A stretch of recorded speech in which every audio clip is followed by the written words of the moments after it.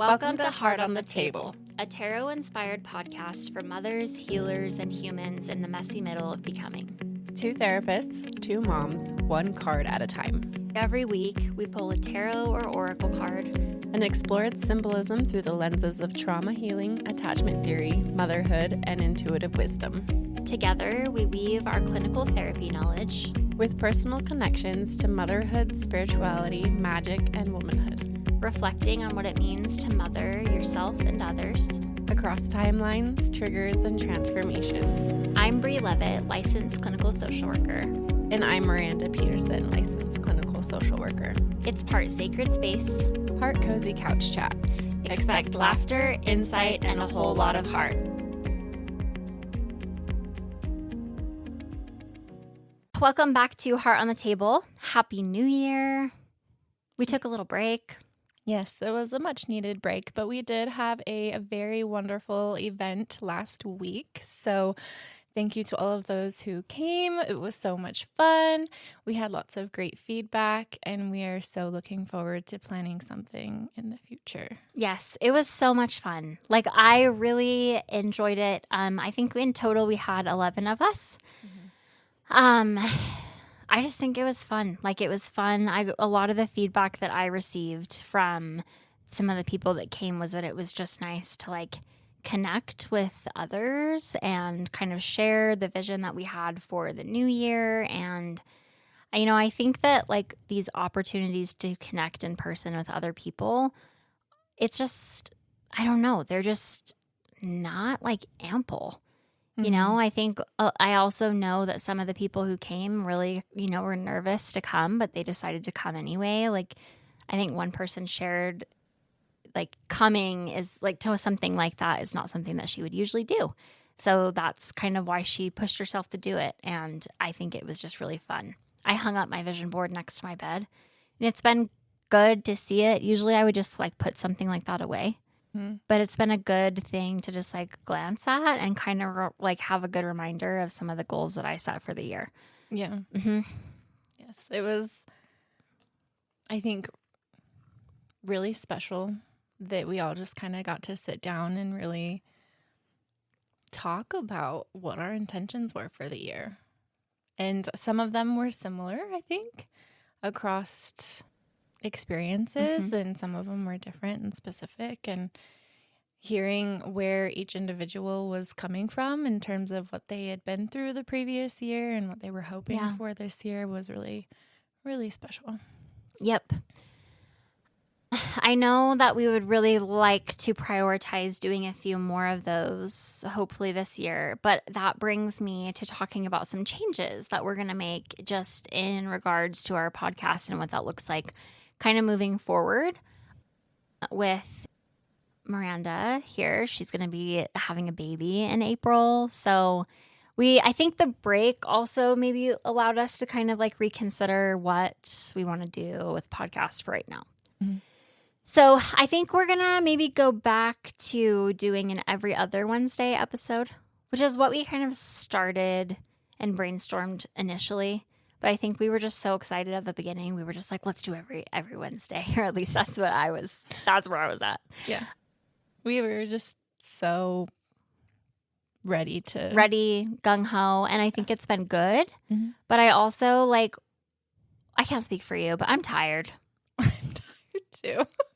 I'm tired. Like, we are both, you know, Miranda is pregnant. I am still postpartum.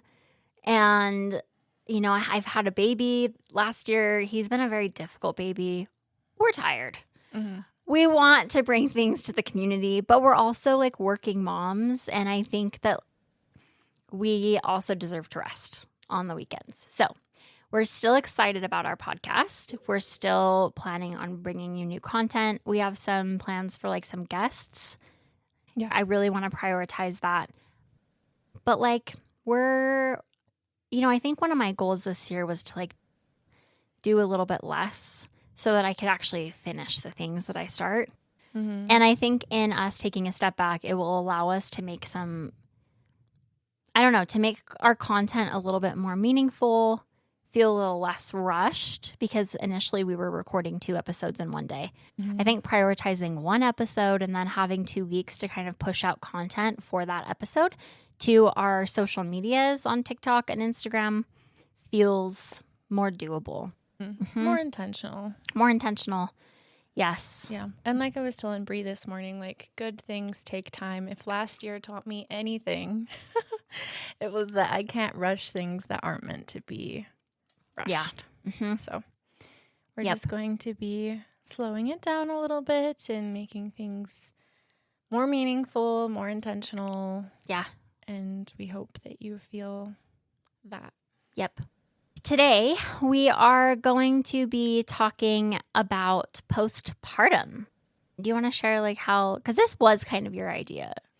Yeah. I think this was probably always something that we were going to be talking about and probably something that we'll talk about again, like an ongoing conversation. But I think how it came up is we were actually on our way to, I think we were looking for journals. We were searching for journals. Craft supplies. Craft supplies for our event that we had last weekend. This was a couple weeks ago. And Bree told me about Aeroflow, which I had heard about my first time postpartum, but never really investigated it much. There was so much on my plate, on my mind, that like one more thing didn't feel doable. But what I didn't know about Aeroflow was that you can like submit a prescription, right?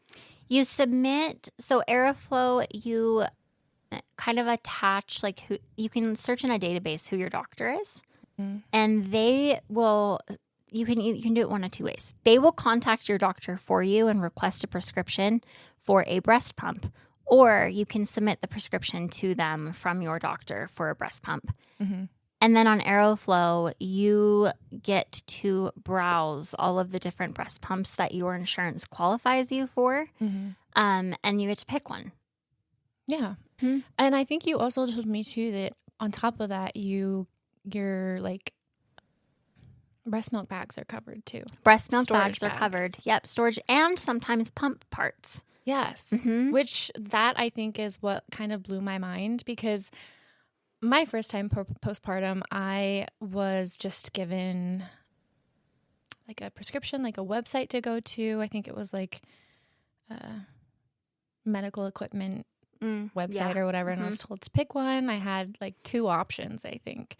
And so I picked one, and it ended up working really well, but I guess with each pregnancy you pick a new, you're eligible to pick a new breast pump. So I've been exploring those, because not only did I pick one from insurance last time, I also bought like 3 of my own. Can't even tell you how many I've purchased, and yes. For different reasons, right? To just explore like ease of convenience and like output and absolutely stuff like that. Because it's hard to pumping is a full-time job. It is a full-time job. And it was really something I wanted to do too. Like I made it to a year last time. Yeah.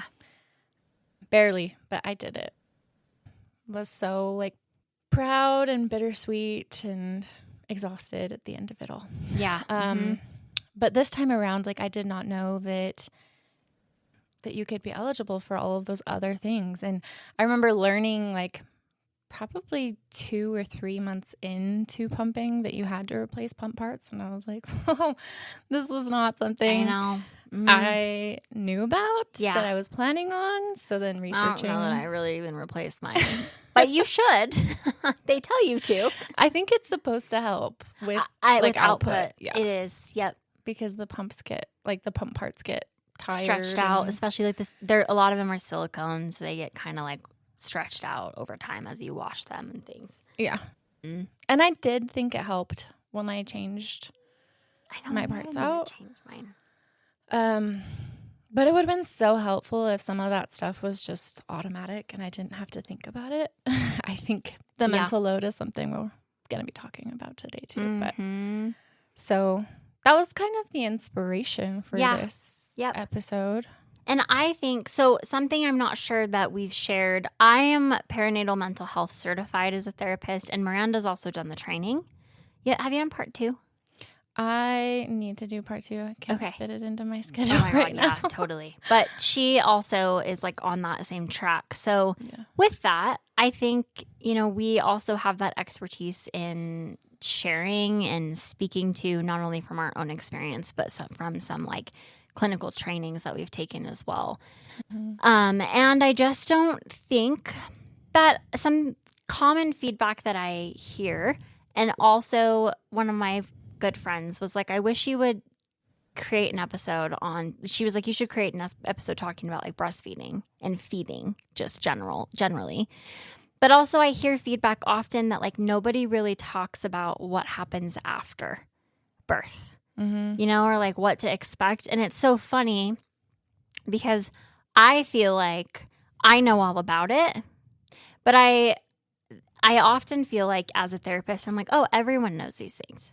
Everyone knows what this means. Everyone knows what that is. But then I remember that like I have a very specialized like set of knowledge and skills that I went and set out, like I got my degree in. And a lot of the knowledge that I have, people don't have. And I think that like, I just think postpartum, you're often kind of like checked off by your doctor after 6 weeks. And then what? Like your doctor, your OB, your midwife, whoever checks you out, makes sure that you're healing pretty good, and then just kind of sends you off on your own. And I don't really know that anyone else ever checks in. Maybe the pediatrician gives you the little screening form, on, I think it's like the 3-month, 6-month, 9-month appointments. I don't even know that I've been given the screening form from my pediatrician this time around, but they're supposed to. Yeah. It's a good practice too. Anyway, I just don't think people talk about postpartum. So today we will just share some of the things that I think are worthwhile in knowing. Some of these things we were kind of considering to be like hacks, like things that are just good to know and to remember, that are good for like caring for yourself postpartum, or things that like I was in the hospital wishing that I had. And then maybe some of those other things we'll talk about are like just more related to like what to expect postpartum. Yeah. Should I kick us off, or where do you want to go? I think it's just so important, as you were talking about not knowing like what happens postpartum.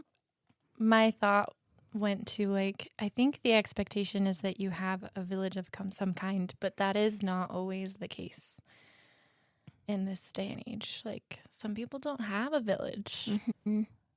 And they have to figure it out on their own. Yep. And be their own village, which is incredibly hard. As you're dealing with like the what is it, the biggest hormone drop of your life. And I can't remember how long after delivery. So that was one thing that I wanted to talk about.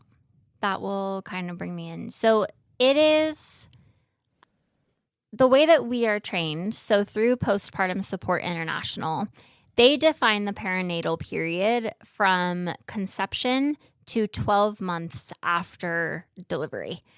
And like that meaning that like your hormones really can take up to a year to kind of stabilize. And if you are nursing, that also adds like another layer of complexity to your hormones stabilizing, because your hormones kind of get out of whack when you begin to wean. Yeah. I had seen something this morning about like how long it takes physical recovery. I think it's usually that 6-week mark when you go into your checkup, they check you physically. Yeah. But then emotionally, it's more like 2 years. And to find your identity again, it's more like 5 years. Which I feel like for people who choose to have more than one child, sometimes you wait 5 years, sometimes you wait less than a year. Having a second child, there's no timeline for that. But like 5 years is a long time to rediscover who you are. And if you are at any point in that time going to have a second or even a third one, like that just extends the amount of time where you aren't quite sure, of yourself or who you are, how you fit into this new role. Yeah, because there's not time, like that just makes me think of, I got my nails done this morning and I was talking with the girl who does my nails. And I was just talking about like how with my daughter, I felt like she was 4. And I felt like we finally had like a good routine where I was like able to kind of have my hobbies again and have time at night to kind of like, exist with my husband in peace for a little bit. And now having another baby has thrown all of that up in the air again. Where I'm like, yeah, I'm pretty, like there's not a lot of time, right? Like there's not a lot of time to do any of my hobbies. Like, and in some sense, we've really been in survival mode with this baby. Like, not only was his journey earthside very traumatizing and really threw all of our lives out of whack, but like, it's just, he's been a hard baby, and there hasn't been time to like connect. So with that being said, I'd like to share some of the things that I found to be very helpful with my experience. And I think I was kind of combing through like Reddit threads last night to see like what people shared to kind of refresh my memory that is just helpful to know postpartum. The first one I'm thinking about with Grayson, because it was just, there was a lot of stress, a lot of anxiety. One of the things that I think is so important postpartum is getting outside.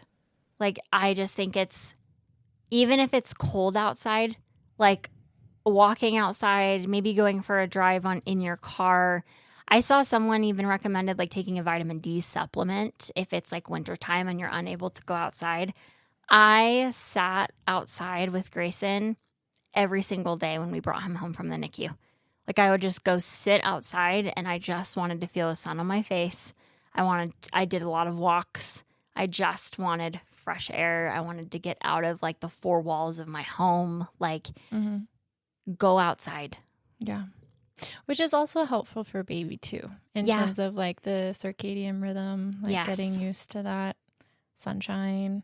So there's more than just the one benefit, but I think incredibly important. We tend to forget the importance of just being outdoors. I saw someone on Reddit, they said that their like midwife looked at them at their like after delivery and when they were discharging, and she was like, my midwife said it with such a stern voice that I was like, I think I have to take her seriously. And her advice was just get outside.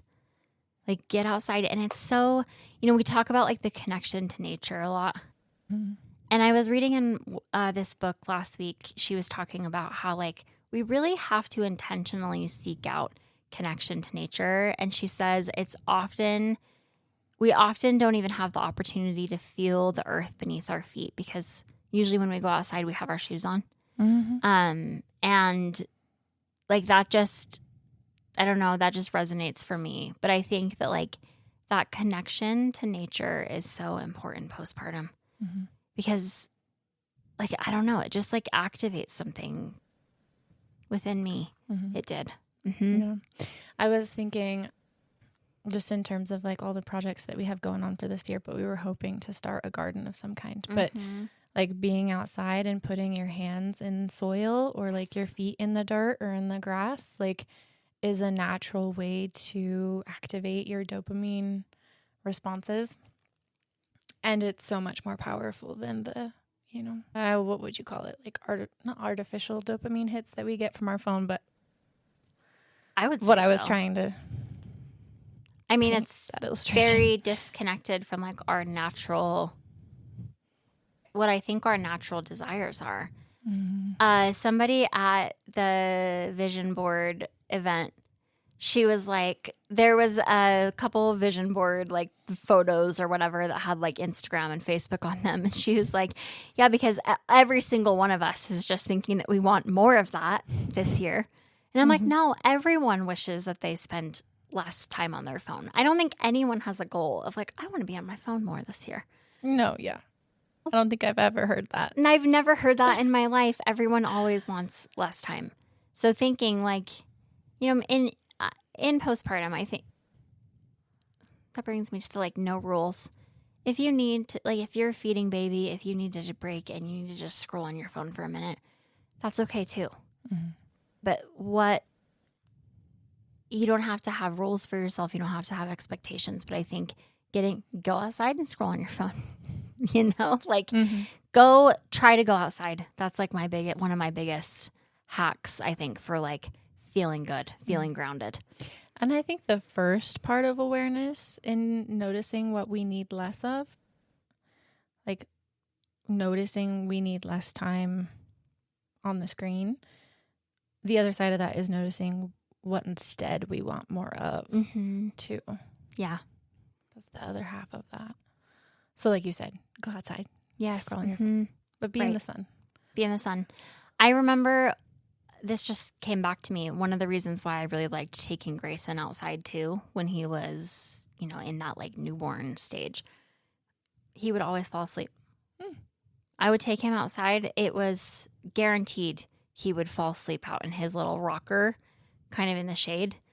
And that was just like relief for me. Yeah. Like I think, so where is it? In like Denmark where they like put babies in the snow and like wrap them up in the snow in like a little bassinet and they just leave them outside because they sleep better. Yes.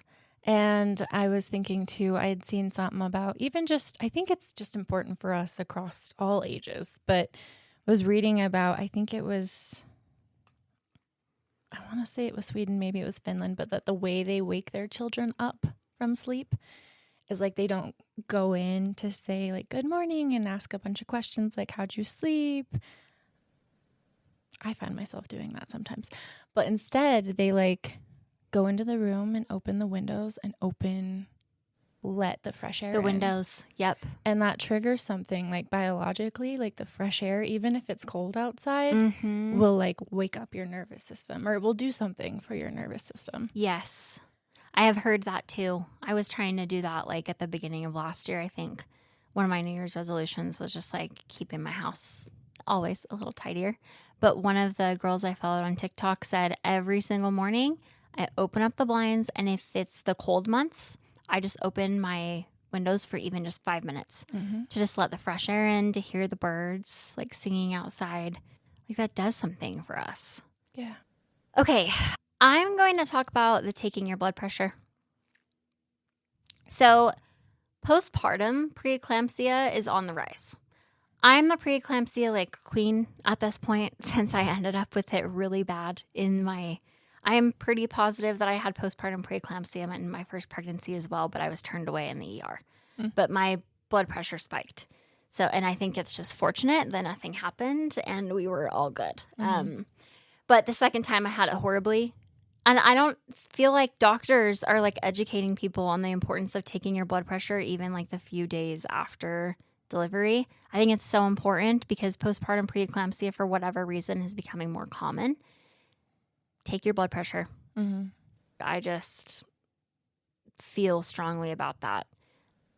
Preeclampsia, you were supposed to, like, the delivery of the placenta was supposed to be the thing that got rid of it or got rid of your risk of it. But apparently postpartum preeclampsia is on the rise and you can catch it yourself by taking your blood pressure. And I just don't know that, like, people are getting discharged really being educated on that. So I feel strongly about the importance of just taking your blood pressure just to check in with like what's going on with you and inside of you. Yeah. Now that you mention it, when I think about like what those last few days at the hospital were like, and, they kind of explained to you what you're supposed to look out for, how many times like baby is supposed to pee or poop and, what to do, how often to feed, that sort of thing. But they really don't educate you on yourself. Yeah. Like, I think I remember asking for some help navigating the breast pump. I think I'd brought it with me. And I was like, is someone able to show me how to do this? I mean, I'm sure I could read the manual, but like, I don't learn that way as well as doing the thing, especially in that state of mind, state of being.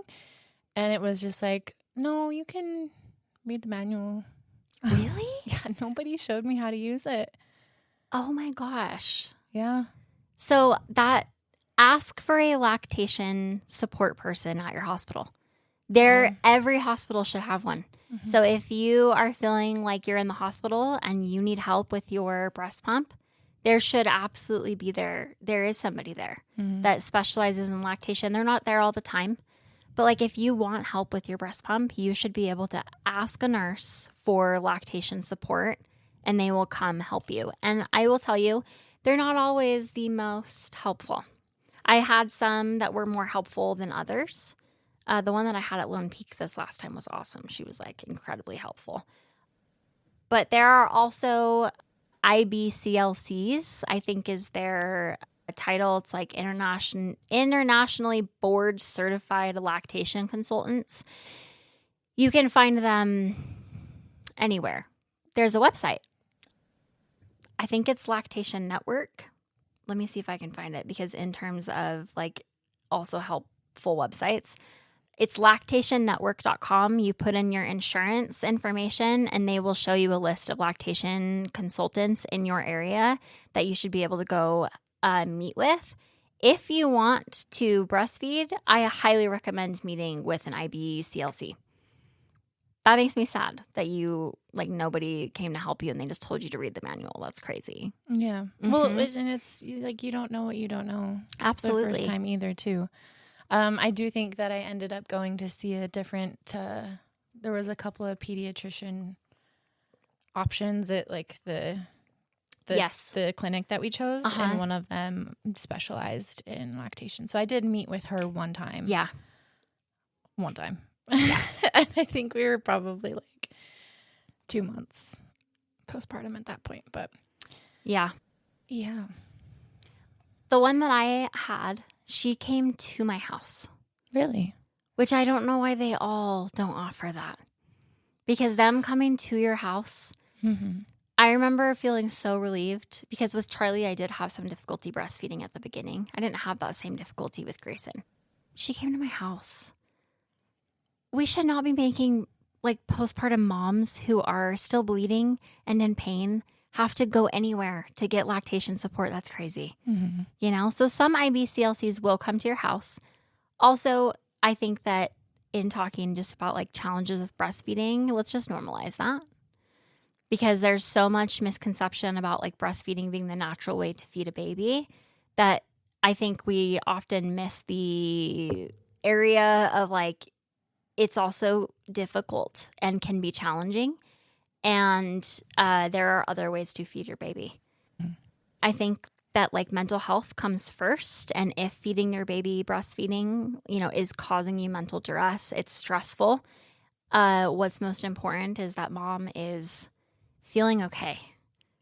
So like, I think normalizing the challenges that can come with breastfeeding is also incredibly important. In the hospital, I remember my experience with Charlie. They were really, and I wanted to nurse, right? Like I really did. But I remember feeling so much anxiety about like how they were coming at it, trying to get me to nurse. So I do think it's important for moms to just recognize like, you don't have to nurse. You don't. There's always more than one way. And I think going back to about like the mental health being such a priority is that your baby will sense your own regulation and use that to regulate themselves. And I think that's why it's so important that mom is okay. Yep. So that baby is okay. Yeah. That brings me to just talking a little bit about some of the difficulties and challenges that can come with postpartum as well, that I think there's just still a lot of stigma and a lot of shame surrounding. And that is some of the mental health challenges that comes with being postpartum. I think the statistic is 1 in 5 women will struggle with PMADs. So that's just postpartum mood and anxiety disorders. Mood and anxiety disorders. It's 1 in 5. These things do show up, and there is a lot of support, and there's a lot of ways that we can receive treatment for that. And that doesn't mean that you've done anything wrong. right? Like your body is adapting, your hormones are all over the place. I think one of the challenges that really makes an impact is when, here in America, we don't have really any standard for maternity leave, which is insane.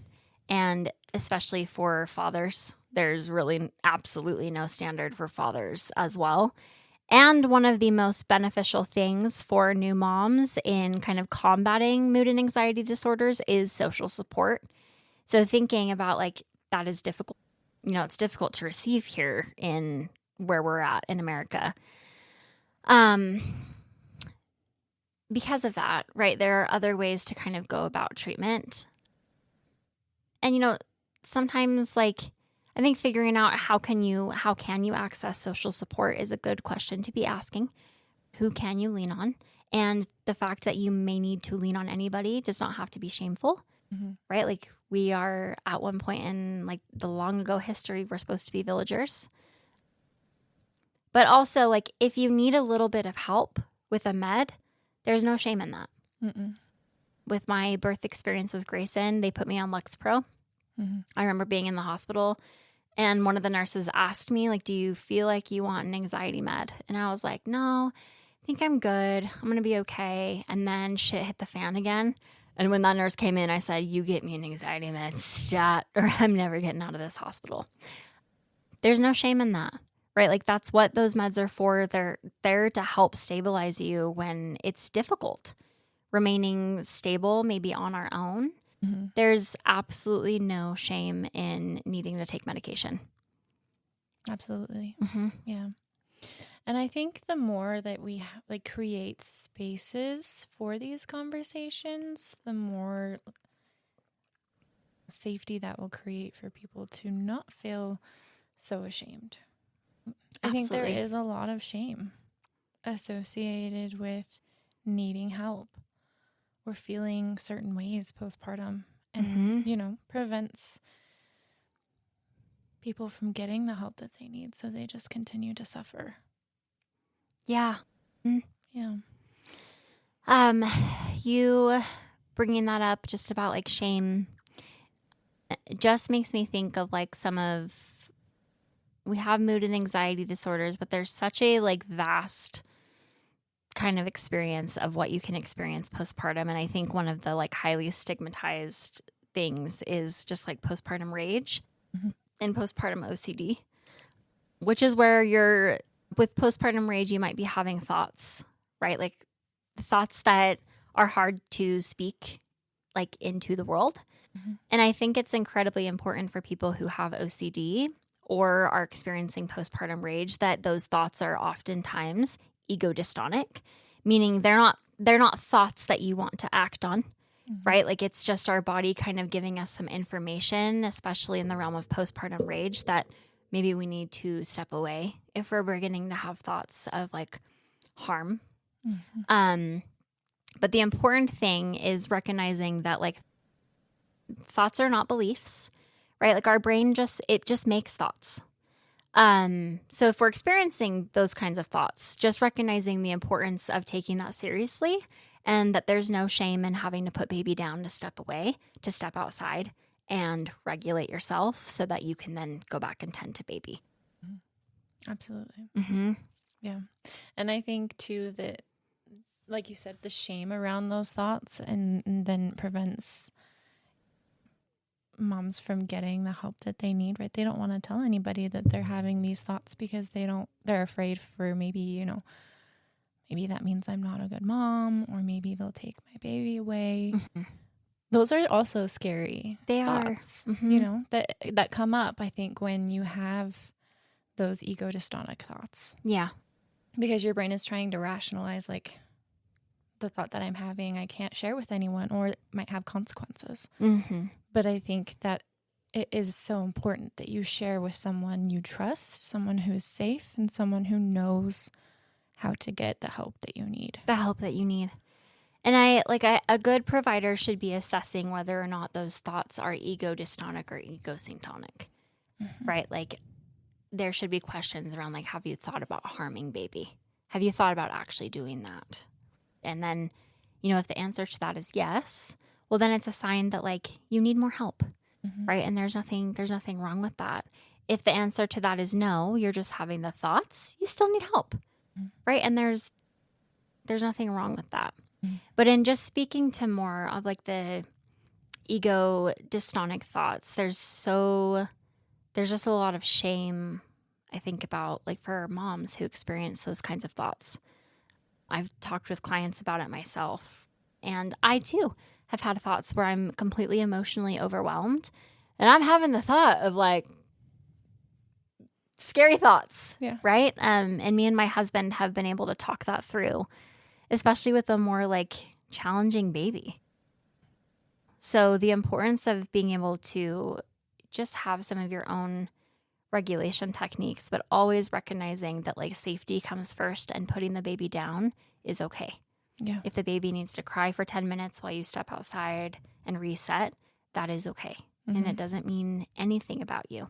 And I think too, having some of these conversations with a support person prior to postpartum is incredibly important. Like, again, you don't know the first time around what you don't know. Absolutely. But I think if you experience some of those things your first time postpartum, and then you do have a second experience postpartum, and you've had these scary ego dystonic thoughts that you haven't shared with anyone, that can create anticipatory like feelings of just anxiety in general, I think, on top of all of the other things, right? On top of the rage, on top of the OCD thoughts, like having anxiety about the thoughts. This was my experience last time, so I anticipate it's going to be similar this time. And knowing how much, you suffered the first time, how incredibly lonely it can be, you know where you've been. But I think having those conversations with a support person, someone you can rely on, someone who, whether or not they experienced the first time with you, just someone who you can depend on when you are going through something scary. Yeah. Yes. Like, I think that that's the problem here is that like nobody really talks about the postpartum experience with mom around like what to expect. It makes me think of talking about like if you are a woman who's birthing in a hospital, this is just another, like, this is kind of going to a different direction about what a doula is. I had no idea before giving birth to Charlie that a doula was something that you could hire for a hospital birth. I thought a doula was just for like at-home birth. But a doula is somebody who is there specifically to support mom, because the hospital staff, while they are supporting mom, they're really, when you are giving birth, it's really kind of about getting baby out safe. Having a doula, in both of my experiences, I had the same one, absolute game changer in just knowing that like somebody, my husband was there too and he was supportive, but I really wanted somebody there who was just there to help me. And having a doula was absolutely incredible. You bring up a good point too, because dad in this situation is also going through his own experience that I don't know that gets talked about enough either. Yeah, and our doula was able to kind of help Tori help me, because otherwise I don't think he would have known what to do.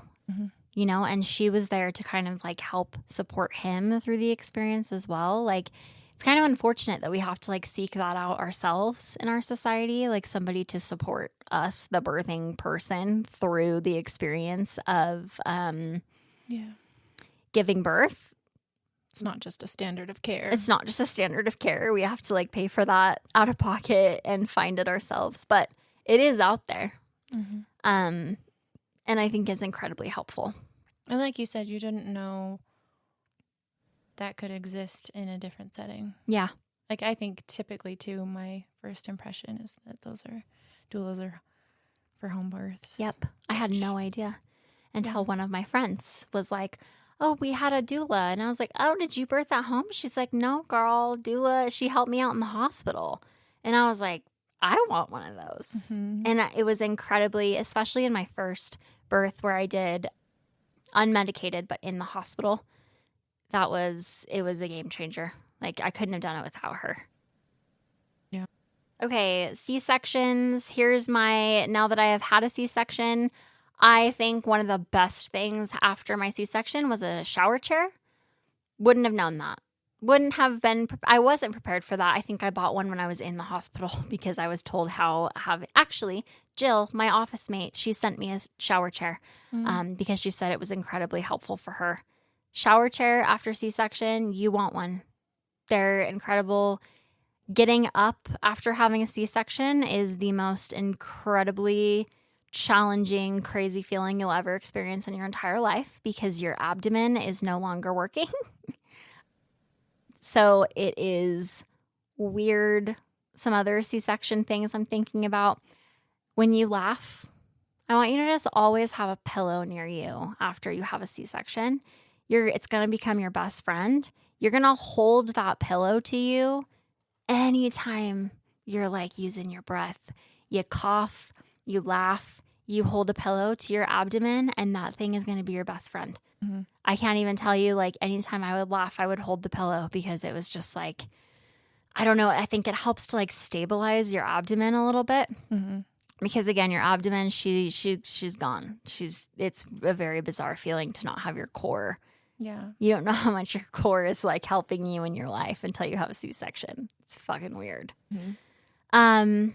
Also slow movement, like getting up, trying to walk around as much as you can after a C-section is incredibly important. I think it's also helpful just with the vaginal birth as well. But like they say that when you have a C-section, your body, I think it's just from like being open and then closed. I think after any surgery, it like traps gas. I luckily did not have this experience, but I have heard it can be very, very painful. And I was told that getting up and moving around, slow movement, is like the best thing to help that, as well as chewing gum. Yeah. I'm trying to think of any other C-section things. I think it's incredibly powerful because you were telling me that you received chewing gum as like a gift. I did at my baby shower. Yeah. And how important it is, I think, that like that's special. That someone thought about their own experience and wanted you to be as prepared as you could have been. Yeah. For whatever lied ahead. Mm-hmm. For whatever happened. Yep. I mean, I think that's why she gave me chewing gum, because I know I think she had had a C-section herself. Mm-hmm. But I was like very confused about that until I ended up finding out online that chewing gum helps with like the trapped gas situation. Mm-hmm. I think that being flexible and adaptive throughout your birth experience is also so important. And also holding on to like, you can also feel grief, you know, if things don't go as you hoped. I mean, that's what happened to me with the delivery of my son. But like, I did receive feedback in the hospital that like I was handling it well. People kept telling me, you're handling this very well. And I think it is like, you know, I was devastated and I had moments of grief, but I think I have an ability to be adaptive and to be flexible. And I think I just think we have to like not have or hold tightly to our expectations when we are going into giving birth or in postpartum. You know, I think that there's a lot of expectations about what it's going to look like bringing home baby. There's expectations around sleep. You have your own expectations, but like society puts a lot of expectations on us as well. And you don't know until you're in it, how you're going to react, how baby's going to sleep, right? Like both my kids never slept in their bassinets. I have tried everything, especially with Grayson. He doesn't want to do it. Yeah. Which I think is another thing I noticed in the last couple weeks is with like sleep in particular. I didn't realize how common it was co-sleeping. Like the more people that I talked to, the more like, oh yeah, that was my experience too. And I was like, why aren't we talking about this? Like, I know. I could have saved myself months of struggle if I had just known that it was okay. Yeah. I mean, that's also a big one, right? And it's interesting because I see both sides. I see a lot of people talk about like, well, I've people have had experiences where like they have lost a baby bed Yeah. sharing and Yeah. co-sleeping. But also like I do think as parents, we just have to do what feels right to us. Mm. And for me, like I brought home a NICU baby and he was tiny and we did bed share. Like I thought when I was bringing home my NICU baby too, back to like expectations, thought when I was bringing home a NICU baby that he was going to be like trained. I was like, oh, this baby's been sleeping on his own. He's been in a bassinet with a binky. Like he's going to do all the things. He's going to be just fine. No. The literal second that he came, first night, they said he was such an easy baby at the NICU. I'm like, we brought him home. I put him in his bassinet. He said, absolutely not, Mom. I'm not sleeping in here.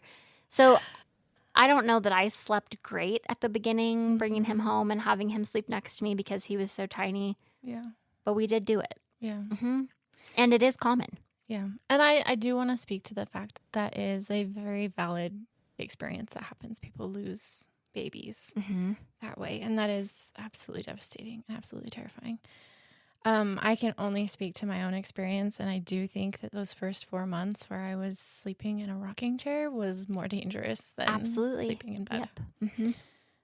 I will just speak to that. Like, yeah, that I lost so much sleep. I was delirious. Yes. So I think just knowing that there, again, is more than one way. There's more than one way to feed. There's more than one way to sleep. There's more than one way to take care of you. Very important. Yes, very important. And I think we didn't talk about our story polls, but I will mention that I posted those and then I forgot to screenshot the results. That's my bad. Going back to the super busy, my brain feels fried. But anyways, I think some of those questions were about like, what did you need? And I think a lot of it was emotional validation. That's and support. the one that stood out to me the most. Almost every single answer, I think, except for my sister's, who's never had a baby, was emotional support and validation. Is what would have been the most helpful. And I think that just highlights the importance of like, the people around, if you're not like the one who's giving birth, the importance of recognizing how important it is to just validate the experience of the person that who has given birth, but also for those who are the birthing person, you get to ask for support. Yeah. You get to ask for what you need. Which I think is hard, especially as I was hearing you say like earlier that you were told in the hospital you were handling it well, which I feel like my initial like thought to that was, well, if you're handling it well, then you don't need anything. Yeah. And that's not true. Right. And I do think, so for those questions, I did word it as like, if you had ever been close to someone experiencing postpartum and what was your perspective and how different that is when you're the birthing person versus when you're the support person. And like just the highlight of importance in communication about what really is needed versus what is perceived to be needed. Yeah. I think there's a lot of talk too about going back to like rules with visitors postpartum. And like, I see a lot of videos, but maybe that's because it's just curated to my algorithm. But that like, you want the villagers to come over who are going to not necessarily like focus on baby, but more focus on taking care of you, focus on taking care of things around the house that you can't do at the moment before making the visit about baby. Yeah. Helping mom. Yeah. I will say that I think one of the reasons why I was able to feel some emotional like resiliency in the hospital, don't get me wrong, I was also very much struggling. Like I said, I looked at that nurse, I said, you find me an anxiety medication immediately or my blood pressure will never come down because this has been so much. But I had a wonderful, not only did I have the nurse that I really connected with, I had a lot of amazing nurses at Lone Peak that really like validated me. And, my husband was incredible through that experience. Like, I felt, not only did I feel like people were taking care of me physically, I too felt emotionally supported in the hospital. And I think I was very lucky. I think that's very rare. But I did feel like my emotions were being taken seriously. And I just think that we need more of that. Yeah. Yeah. Anyway, trying to think of anything else that I think is important here. Can you think of anything? I think I need to make a new list about what I need postpartum. Yep. I was going to say silverettes. Did you use those?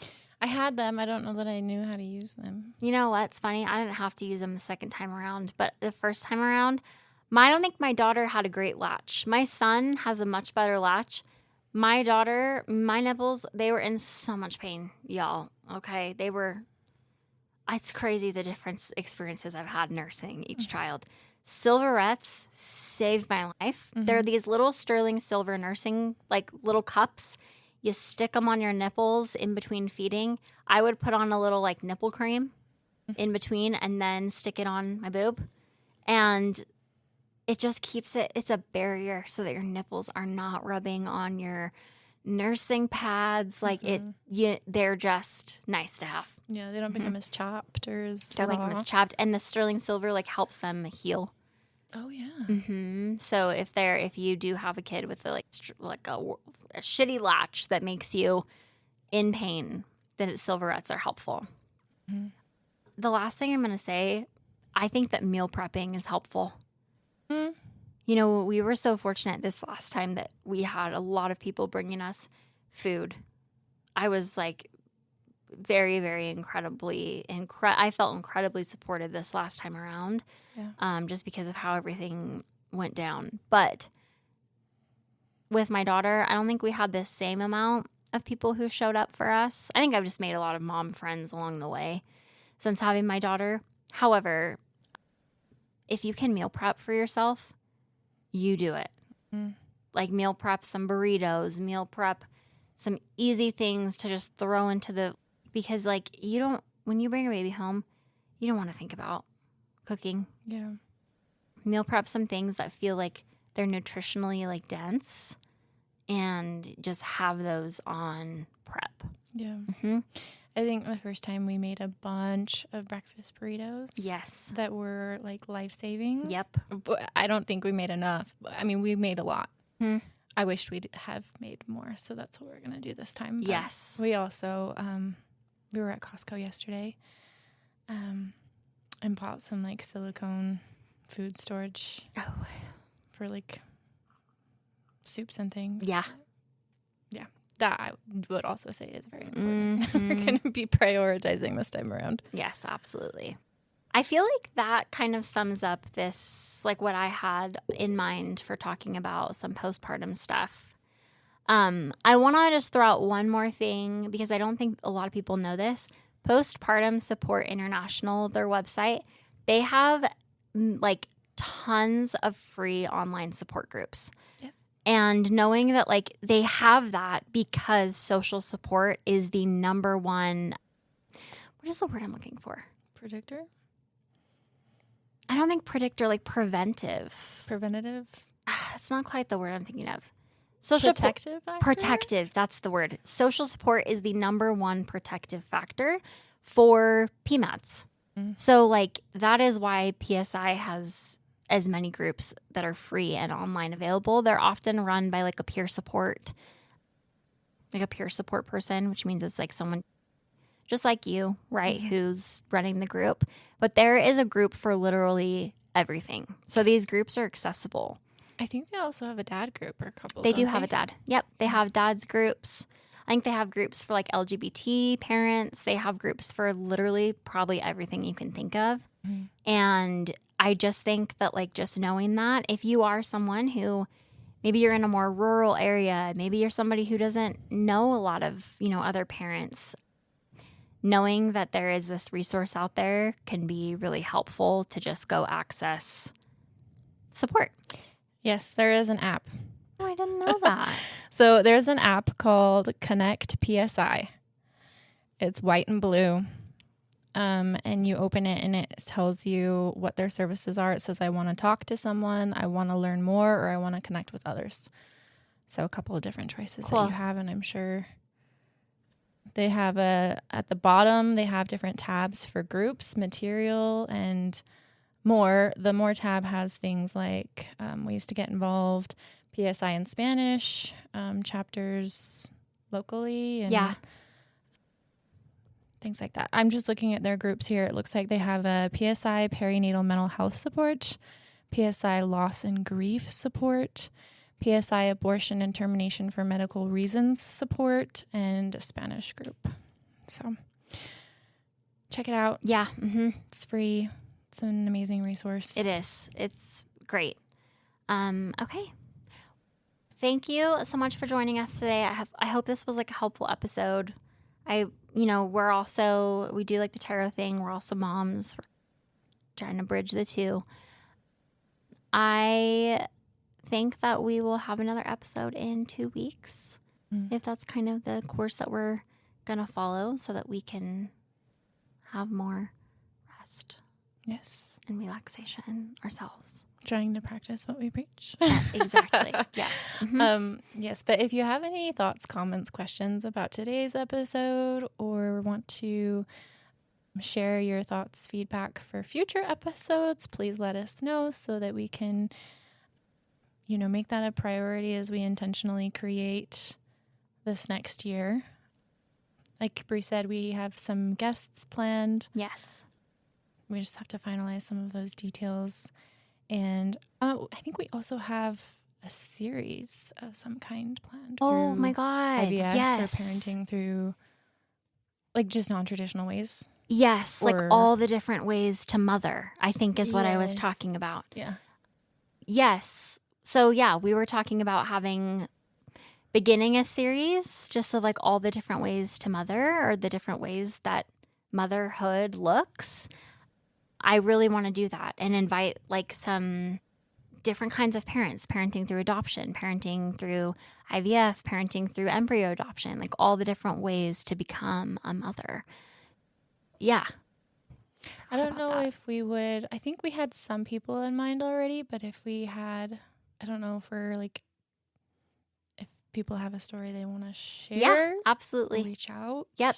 We will chat. Yeah. About it. Maybe we can make a post about that soon. Yeah. Cool. I like that. I totally forgot about that. And it was a good idea. Yeah. It was like a late night inspiration. Yeah, it was. I was like the many faces of motherhood or something like that. Mm-hmm. Yeah. Cool. Okay. Well, thanks for listening. Yes. Thank you. Bye.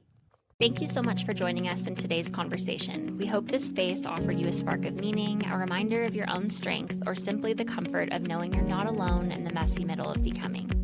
If you enjoyed this episode, we'd love for you to share it with a friend, subscribe, or leave us a review. It helps this little community grow.